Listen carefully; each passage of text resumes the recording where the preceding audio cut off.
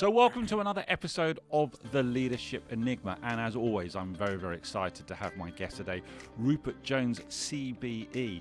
And let me pose a question, and I'm actually going to use one of Rupert's LinkedIn posts because I think he's done a fantastic job in framing this episode. So, today we live in a confused leadership landscape with politicians who are often binary, confrontational, divisive and populist. So outside of politics, the trend seems to be towards monochrome and socially constrained leadership. So here's the question. Do we have the leadership culture to thrive given today's geopolitical reality? And I think that's a wonderful question for a wonderful episode. And you need to come back to me after this break so that you can hear from Rupert, who's a former commander, UK Defence's Standing Joint Force. He's commanded in operations in Northern Ireland, Bosnia, Iraq, Afghanistan, Syria and the Caribbean, promoted as the youngest Major General at the time and decorated on overseas operations twice. Trust me, you don't want to miss this episode. Come back to me just after this.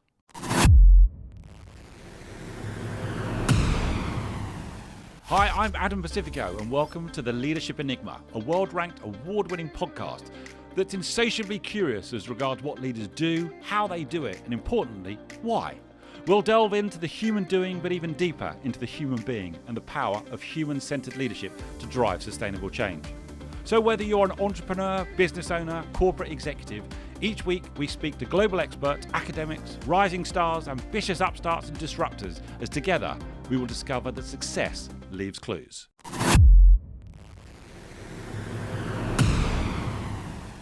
So Rupert, it's a massive warm welcome. Thank you so much for coming into the Leadership Enigma. How are you? Very well, Adam, and thank you very much. Delighted to be here. Now, that's one of the most deliberate introductions I've given because I'm normally super excited and curious to just get into the conversation. But when I saw your post, I thought that was a wonderful framing and question for us to discuss today, which is right in the sweet spot of leadership. But before we come to that, you have an incredible CV. So can I say this a lot, go backwards to go forwards. How did you end up going into the military? Yeah, so almost by accident in a way. My father was in the military. Yep. So I was brought up in that, and he was killed in the Falklands War, and achieved a degree of notoriety. I guess he was awarded a posthumous Victoria Cross. I saw that, yes. And I had always, like so many of us, we know what we're going to do when we grow up. We're going to be a fireman. I'm going to be an astronaut. I was going to be in the army. And I never grew out of that. So I never made a conscious decision to join the army. It's just what I was always going to do. Right. And that's how it came about, really. How old were you when you lost your father? I was 13. And it was, as you can imagine, it was a pretty searing experience. He was a wonderful, charismatic father, and I lost him in the most public possible circumstances. So it's very much shaped who I am ever since. Actually, who was he serving with at the time? He was serving in the parachute regiment, right? Leading his battalion in battle, and he paid the price. Wow! So you grew up obviously as part of a military family, with an incredible role model and figurehead in your father. And you say he posthumously was awarded the Victoria Cross as well. Just help people understand what that is really and just how it's awarded. Yes, the Victoria Cross in Britain is the highest award we can give for gallantry. Yes. In war. I think he was the 11th Victoria Cross to be awarded since the Second World War. Right. And he received his in 1982. And so he was leading his battalion, about 700 troops, in a battle at a place called Goose Green, yes, which was pivotal to the liberation of the Falkland Islands. And the battle wasn't going very well. And he sort of grabbed the battle by the scruff of the neck, if you like, and charged an enemy position and was killed. So after that, there's somebody writes up a citation explaining what happened, and it goes through a big long approvals process, and at the end of it, in this case, he was awarded a Victoria Cross.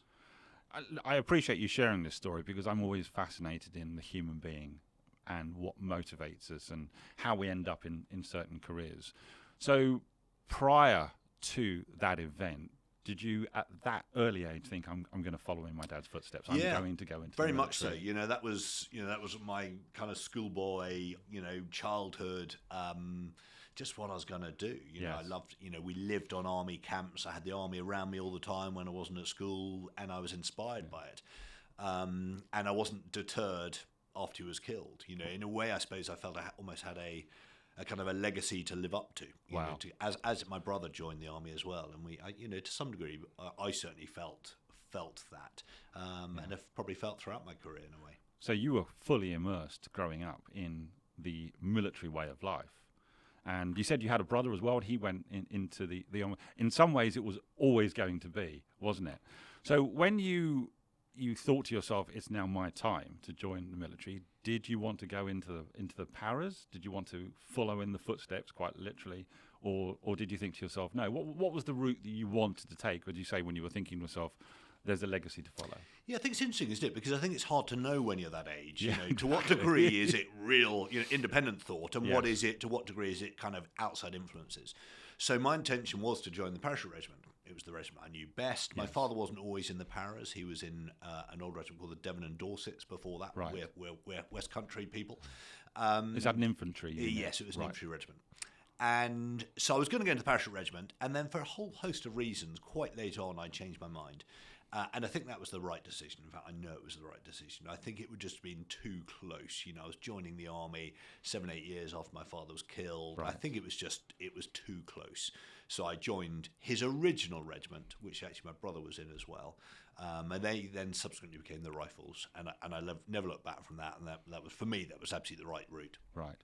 And then just tell us a little bit of the military CV that you had. Just, help us understand that journey through.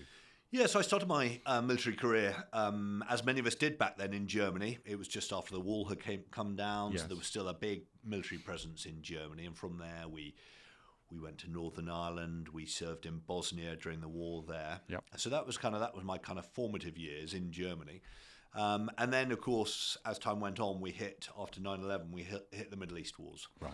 And that really dominated my military career thereafter, essentially. So I found myself serving in Iraq, commanded twice in Afghanistan, including commanding the British forces in Afghanistan in 2013. And then I went back to Iraq as a Major General when we were dealing with the ISIS threat, Daesh. Right. And I was the Deputy Commander of the US-led coalition in 2016, 2017.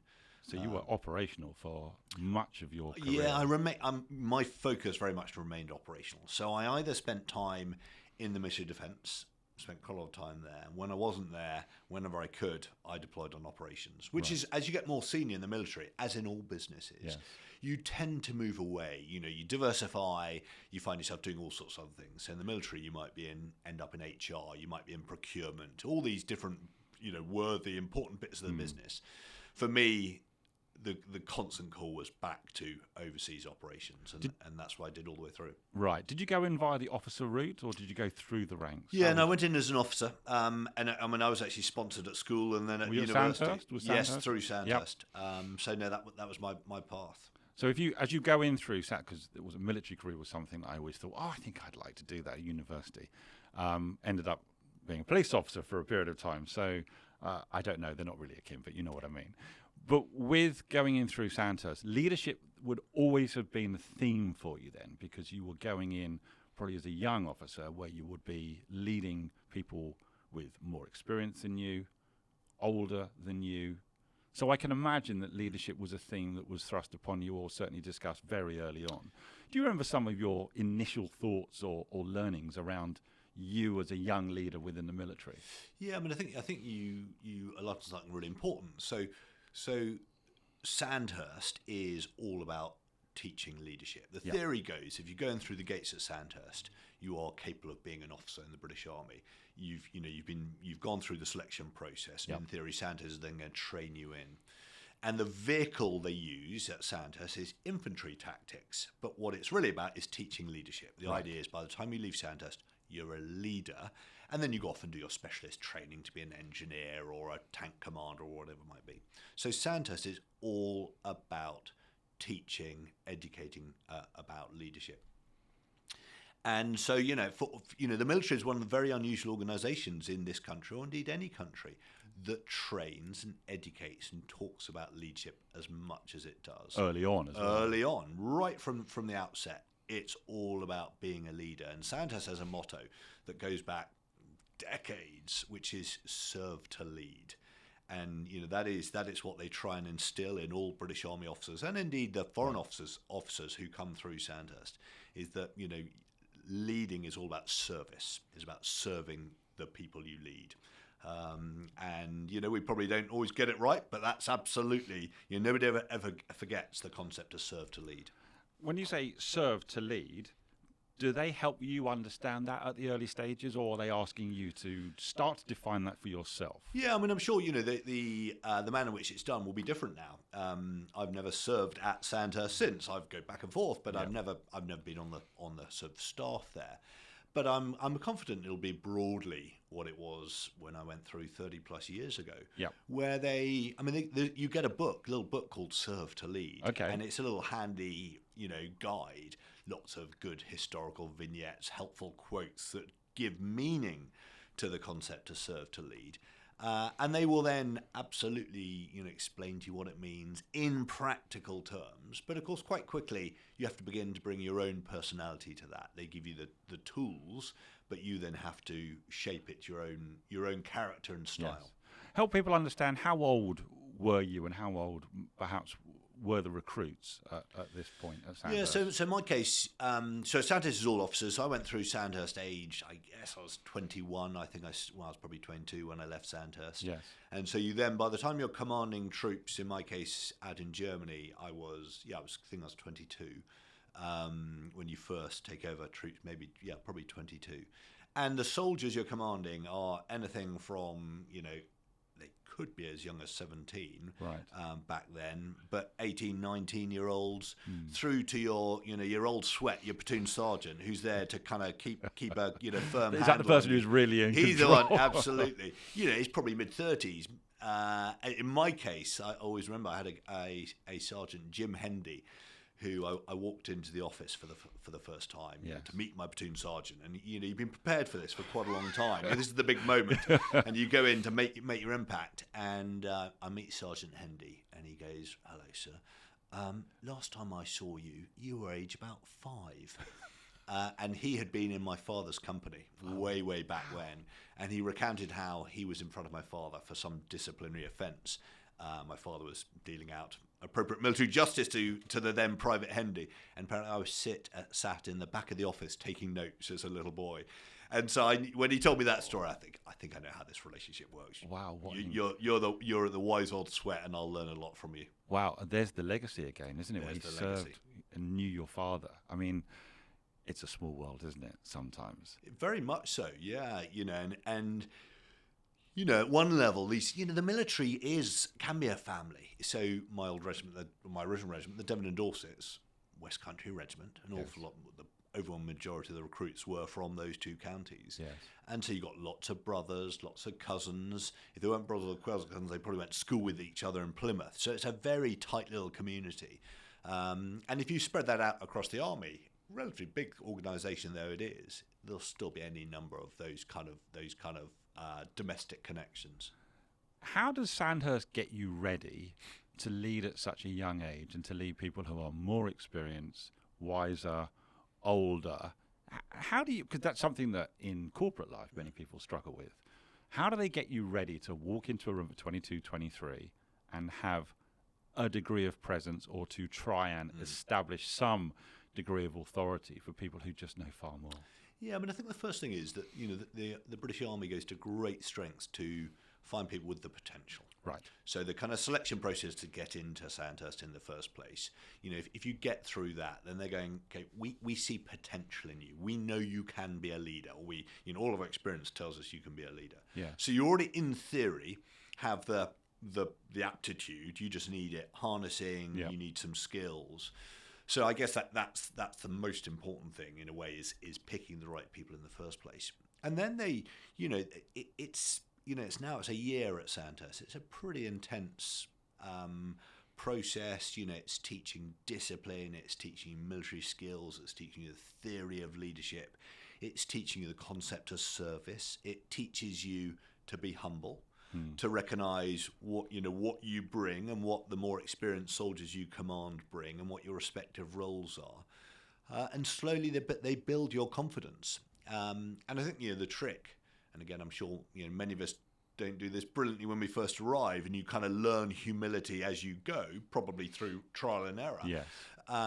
Is you begin to recognise what you bring, Yeah. and you can bring some intellect and some moral strength that is unique potentially to the officer in many cases. But critically, you learn to listen, take advice, and you then learn by doing. So, just so people understand, that's a residential program, isn't it? So you're immersed again 24/7 in that environment. Did that have an impact on you as well, that full immersion? Because in some ways you'd experienced immersion in your early childhood with your father's work. So now you're fully immersed at Sandhurst. Does that make a difference? Yeah, I mean, I'm from that kind of slightly old school boarding school background. Okay. So many, one of the things that the military does is that they subsidise boarding school for kids because you move around so much. One of the ideas is you subsidise boarding school education so the kids can be stable as the families move around. So I boarded at school from the age of 8. Right. Left school 10 years later, having boarded for 10 years. Then I went to university. Didn't feel much different. Didn't feel very different. I mean, it really doesn't feel very different. But Sandhurst, of course, is different. It is, as you say, full immersion. It is very much residential. It's they've got you and they work you hard. And I think it hasn't changed. What they call the first 5 weeks at Sandhurst is total immersion. We didn't have mobile phones back then, but you were absolutely kind of locked in. I suspect they don't have their mobile phones during that period now. I don't know. Right. And that's the first 5 weeks where you just you're on it, and then at the end of 5 weeks you kind of get a weekend off. So let's compare and contrast this to the work you now do. I know you've got a portfolio of work, an advisory role, a coaching role, and you have obviously a focus and a desire to do work within the leadership space, but in civilian life. So compare and contrast that early focus that the military put on young people leading and perhaps the lack of focus that corporates put on young people leading. Have you got any thoughts in relation to why that is, or are we missing a trick in some ways by not harnessing the talented very early on? Yeah, I think we probably are. Of course the military are to some degree different. And so I understand why corporate entities, when people first come into the workforce, their focus is different. It might be more technical in its output. But I do think that the corporate landscape, and of course I'm making a gross generalisation here, generally fail to recognise the value of leadership. I would argue that almost all enterprises stand and fall on leadership Especially and today. Especially today, leadership and decision making. Yes. Whether I work with quite a lot of startups, and when you look at how startups fail, of course it might be a flawed product, or it might be a lack of finance, but ultimately where they fall or stand is around the leadership that the founders bring to them, Right. the decision making as the organization grows, their ability to kind of change their approach to leadership.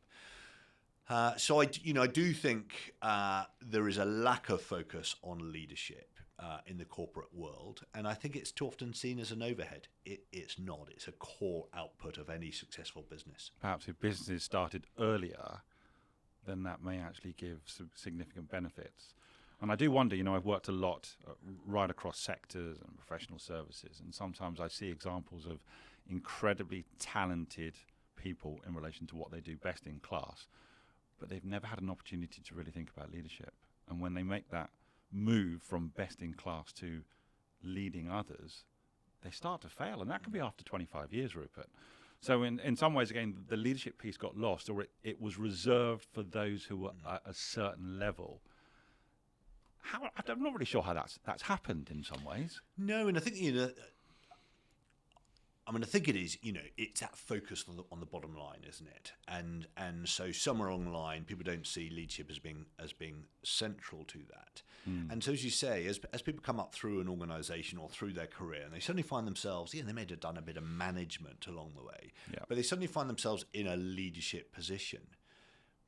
but they've had no background in this, and leadership is like any activity. It's like being a sportsman. You don't get to be a great sportsman without practice. Got to exercise the muscle, right? You've got to exercise the muscle, and the leadership muscle is no different. And so you're suddenly presenting these people with leadership challenges relatively late in their career, and they sort of, I don't mean this unkindly, but often they might think they've got some leadership background, but they haven't. It's a muscle that they've never really had to use properly. And so that's then a pretty steep learning curve when you're probably at a middle of your career.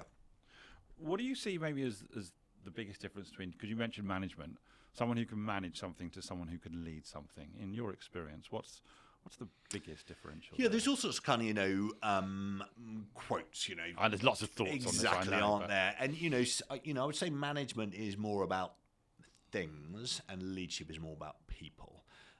Leadership is you're the ultimate decision maker. You're the inspiration. It's about accountability and responsibility. Management is about making bits of a jigsaw, bits of a big business work, and that is you may still have line management responsibilities for people. Yes. To me, that's not quite the same as leading small or indeed big teams. So how long was your military career? How many years did you do in total? I'm not trying to age you now in some ways, Rupert. About 32-ish years, something of that order. And your last posting was what? So my last job was the Standing Joint Force Commander. What does that mean in real terms? Yes. So the United Kingdom has a small group of very high readiness headquarters ready to deploy around the world at very short notice to deal with crises. So, and I commanded that group of headquarters. So, as a for instance, just something will be kind of vaguely in people's mind, is when the Kabul extraction happened 2 summers ago. The British headquarters that led that operation was one of my subordinate headquarters. Right. So that was my last job. Do you miss it?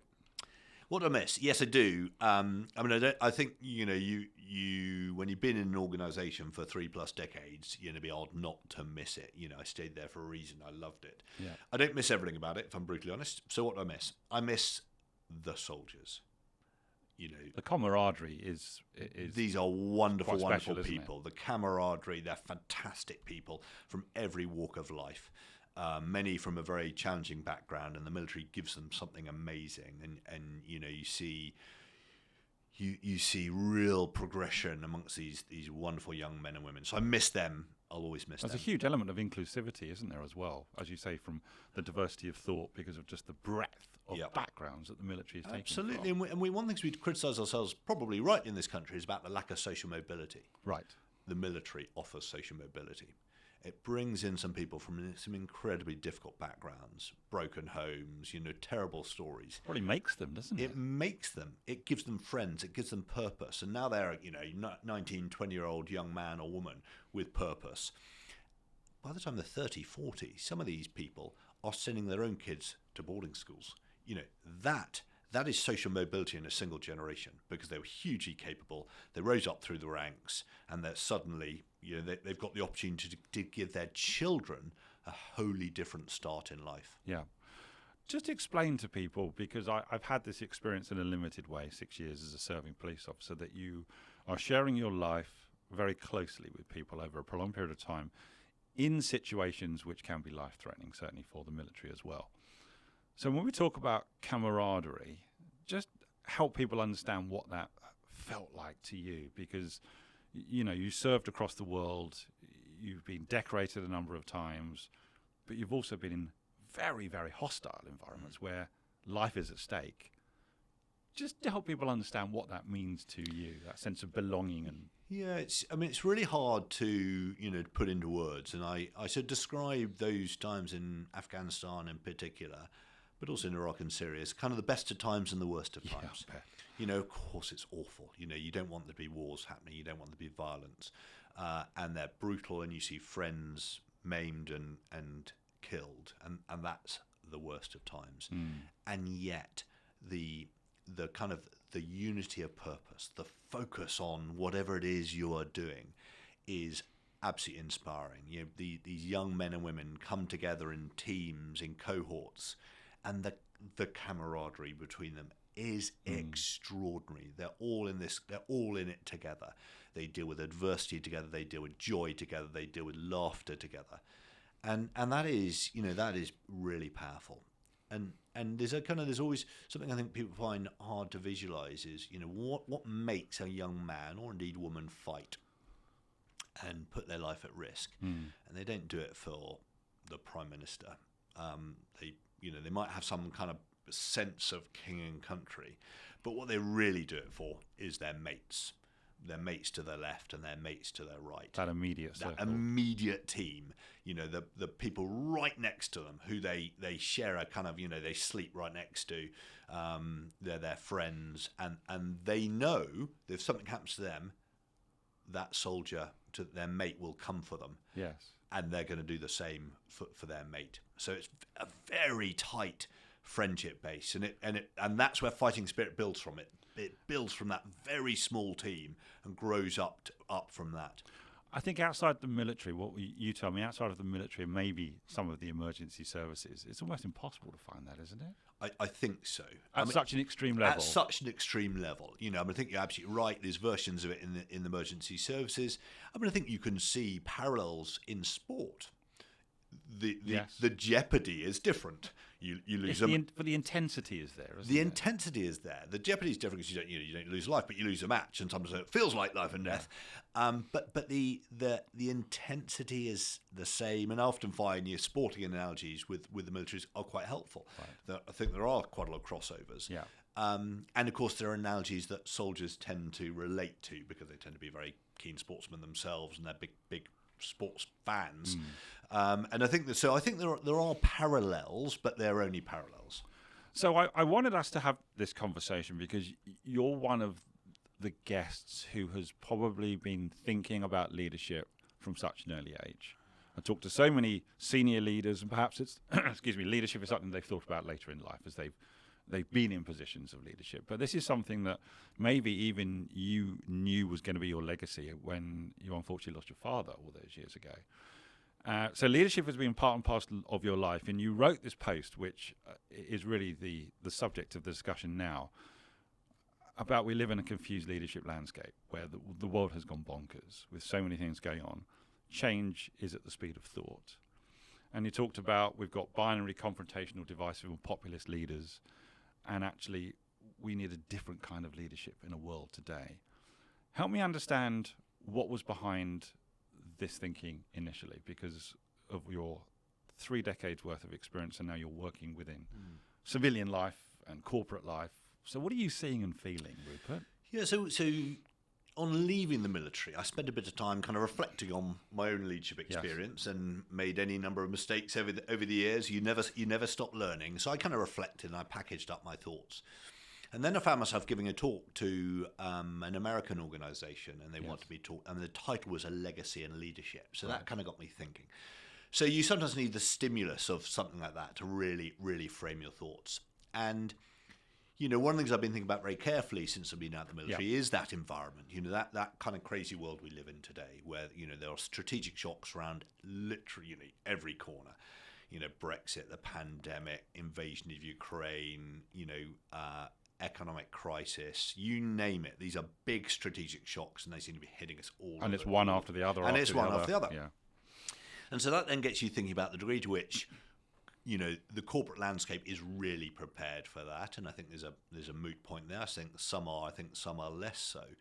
But it then begins to take you into the conversation about, okay, have we got the leadership that we need to deal with those threats? And let's not kid ourselves. In amongst that, our Western way of life is potentially threatened because something like the pandemic is a global phenomenon. But there are nations who want to change the world order. They don't want a West-dominated world, and China is absolutely at the forefront of that. They pose a real economic and strategic and security threat to us. Rupert, can I just ask a quick, because it's something that's been on my mind. We've always sometimes talked about the Western way of life, and that maybe has been paramount, but that's not the case anymore, is it? The more and more people I talk to who are from the East are actually now saying, we know how to deal with things now.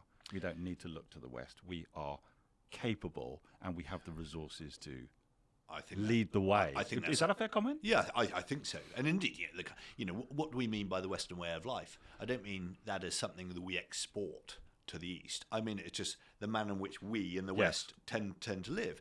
We've lived broadly since the nation recovered from the Second World War, and that was a slow recovery, wasn't it? That our parents' generation went through.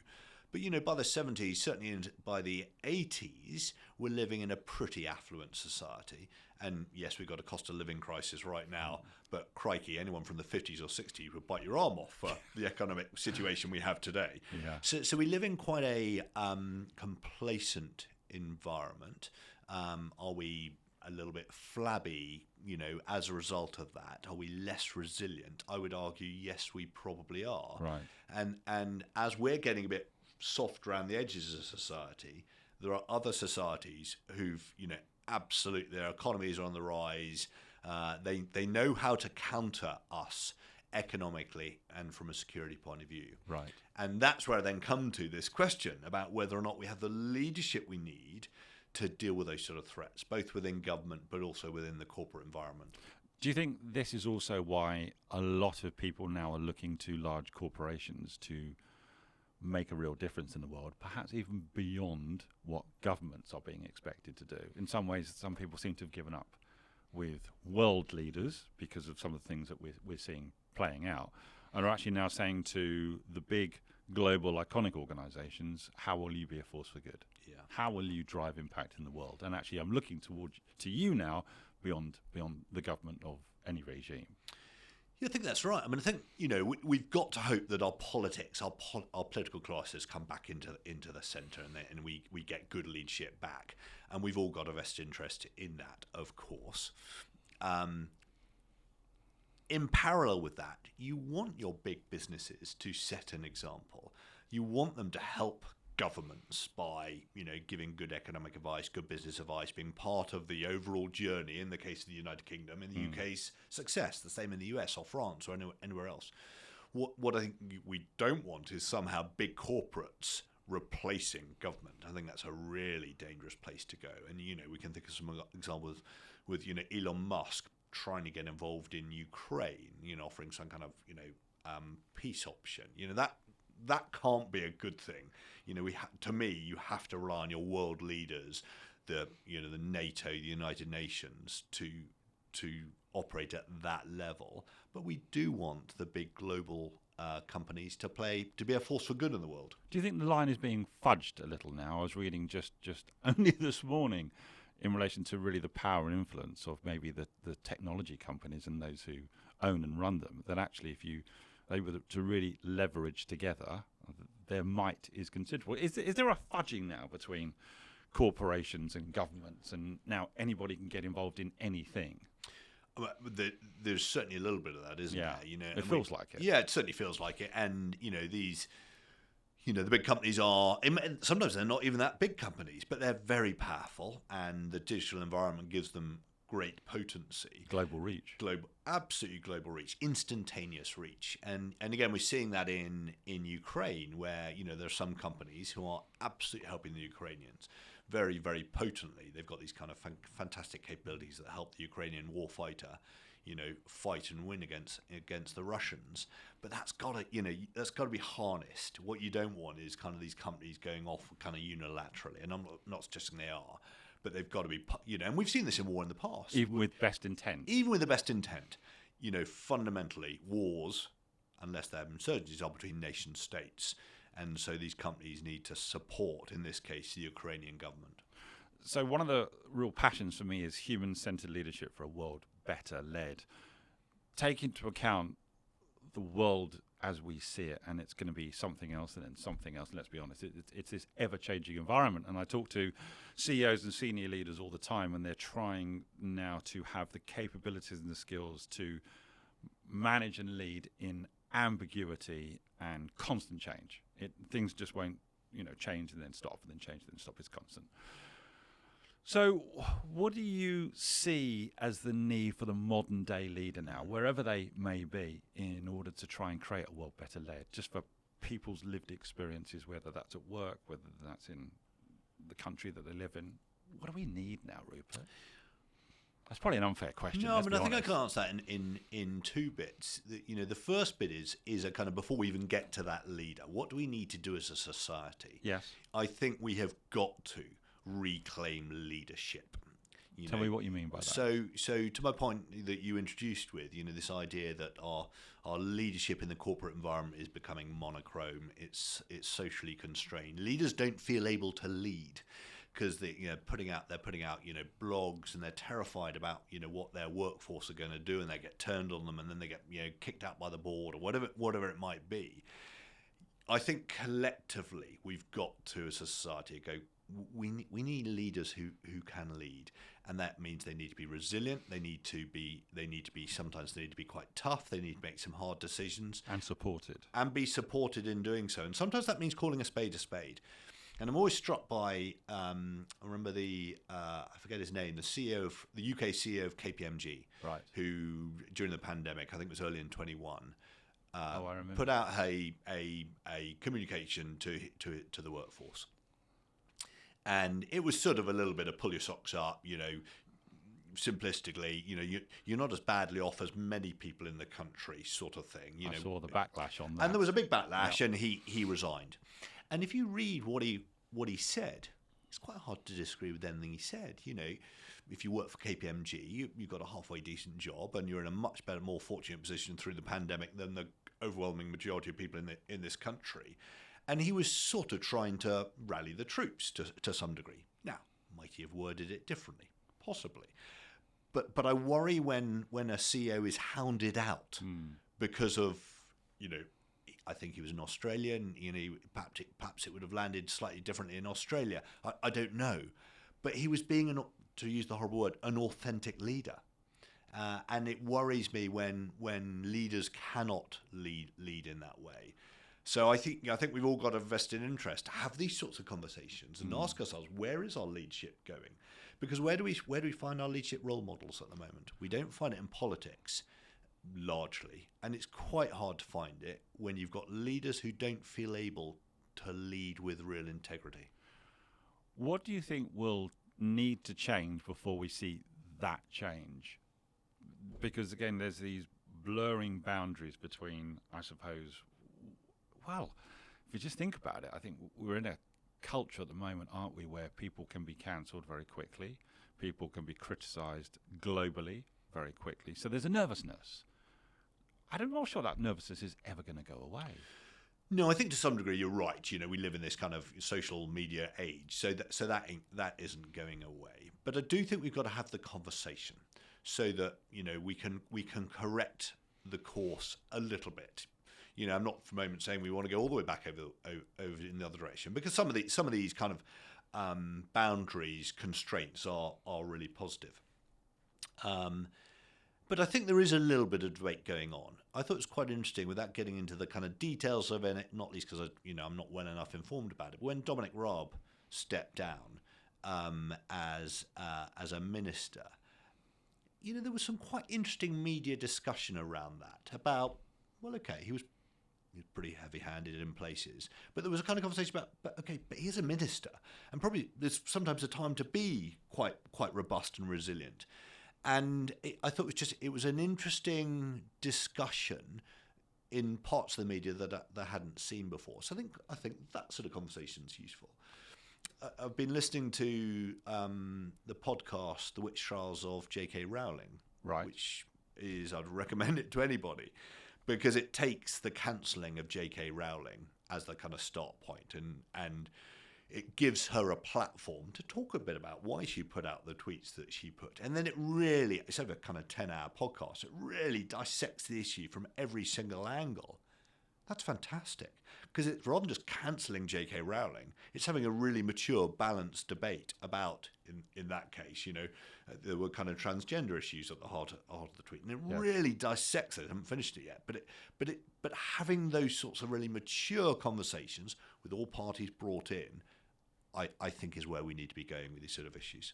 So do you think actually we're probably in a society where very quickly people will make a decision that something is right or something is wrong, but there's also a ground to be taken where we say, hang on, let's look at what's gone on in some detail to really discuss what is the form of leadership we need to thrive going forward. I think absolutely that. We all make knee-jerk. We're all guilty of it, aren't we? You know, Well, of course, we all have our biases, don't we? And we Exactly. all immediately think that something is right or wrong, or and that's you know, human taking nature. a pause in your own life when you read something. Okay, what's behind that? Read a bit more widely, get some other perspectives.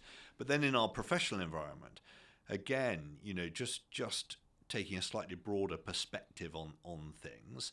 And you know, I think it's beholden on leaders to communicate differently in the digital age. I absolutely recognise that, and be mindful of how their words might be construed. Yep. But I don't think, you know, if we get to an environment where leaders don't feel able to be resilient. You know, one of the things the military teaches you is, you know, one of the principles of war we call selection and maintenance of the aim. In a battle, you got to win. So that there was a book written about the battle my father was killed in called "A Battle is Fought to be Won," and there's something quite important in that. You know, businesses, they need to achieve their objective. You know, any bits. You know, you can think of any number of things in our society where it's got to be done, and there'll be any number of things trying to knock you off course. It might be budgets, it may be all sorts of kind of headwinds, but unless you've got resilient leaders, the battle, whatever your battle is, conceptual battle, won't be won. So I know you're doing work at the moment within the leadership space, and you're doing talks within companies because of all your experiences and your background.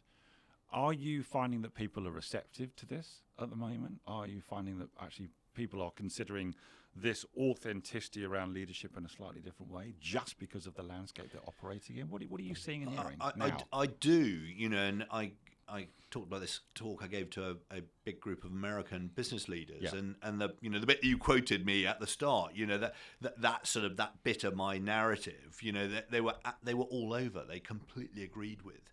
So I think there is an itch amongst business leaders that, you know, there's a problem here. We're in a very contested world.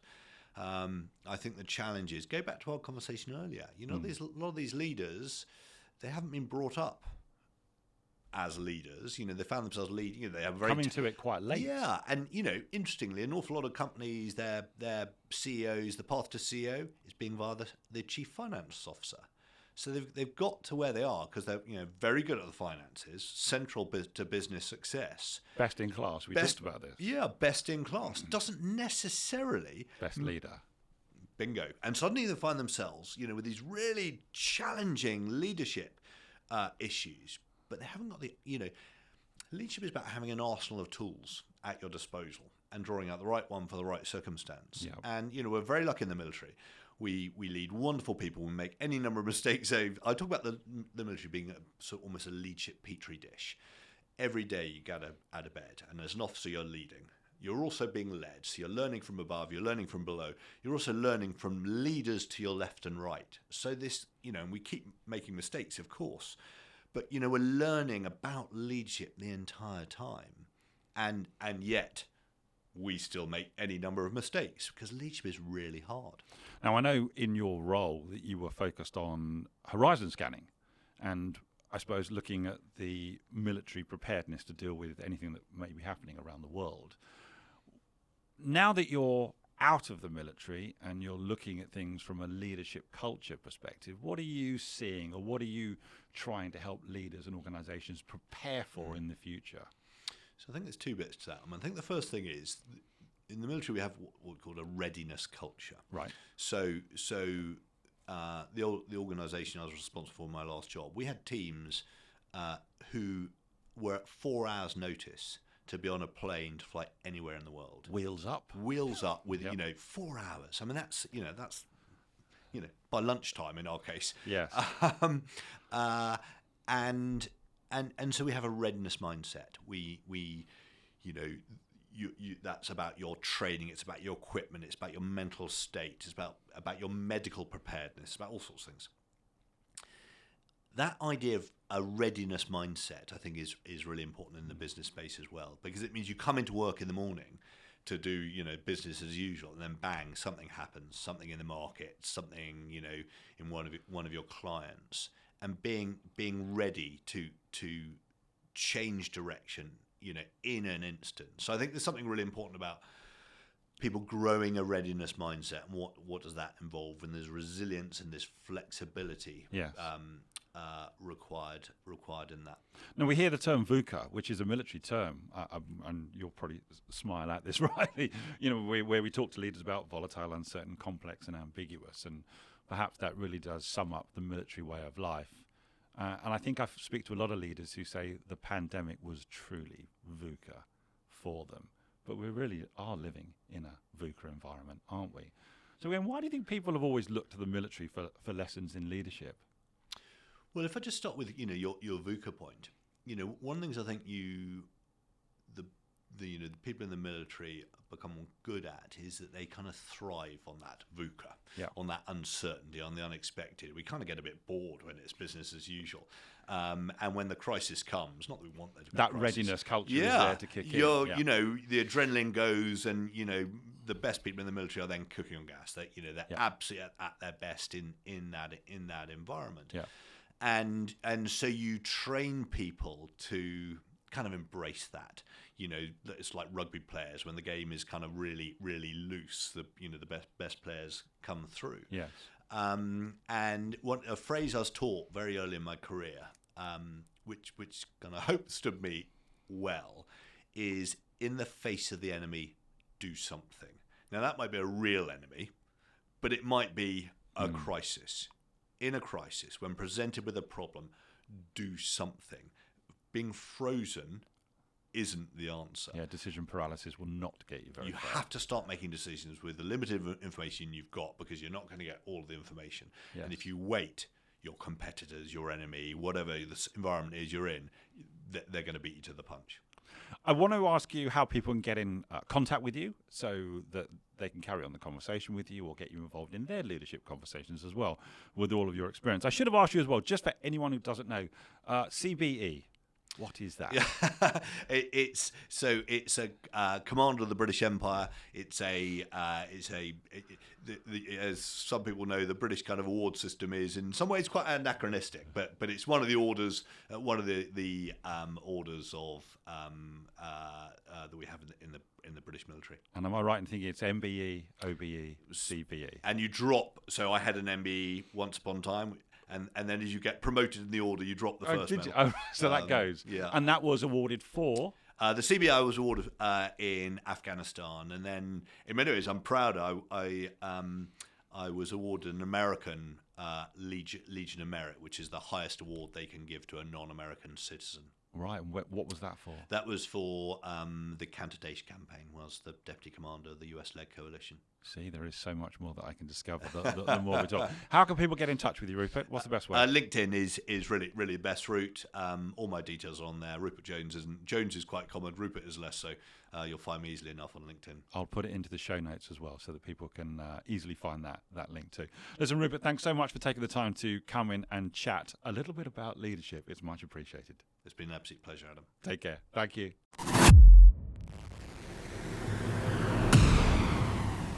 Join us again next week for more curiosity and insight with the Leadership Enigma. We'd love to hear your comments on today's show as well as suggestions for future topics and guests. Get in touch with me on LinkedIn or visit us at www.leadersenigma.com. Don't forget to rate, review and subscribe on all your major podcast platforms and on our dedicated YouTube channel. Thanks again for joining the community.